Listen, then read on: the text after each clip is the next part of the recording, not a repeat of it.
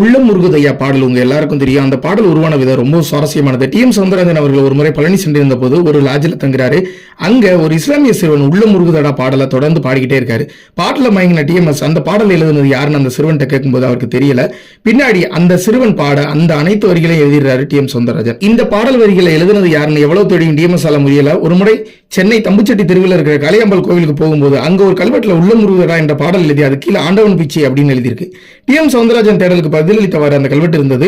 மரகதவல்லி என்ற ஆண்டவர் பிச்சி என்ற பெண்மணி தான் உள்ள முருகுதடா பாடலை எழுதியிருக்காங்க. 10 வயதுல இருந்து முருகப்பெருமானோட மிகுந்த பக்தி கொண்டவங்க. இதனால உருகுதடா அப்படின்ற வார்த்தையை எடுத்துட்டு உருகுதையா என மாற்றி இந்த பாடலை பாட தொடங்குறாரு டிஎம்எஸ். பழனி ஹோட்டல்ல வேலை செய்த இஸ்லாமிய சிறுவனுக்கு எப்படி இந்த பாடல் தெரிந்தது? அது ஏன் டிஎம்எஸ் காதல விழுந்தது? இந்த மாதிரி சில கேள்விகளுக்கு பதில் எந்த கல்வெட்டுலையும் இருக்காது, எந்த கம்ப்யூட்டர்லையும் இருக்காது. முருகப்பெருமானுக்கு மட்டும்தான் அது தெரியும். இந்த தகவல் உங்களுக்கு இப்பதான் தெரிஞ்சிச்சுன்னா ஒரு லைக் பண்ணிட்டு கண்டிப்பா ஷேர் பண்ணிருங்க.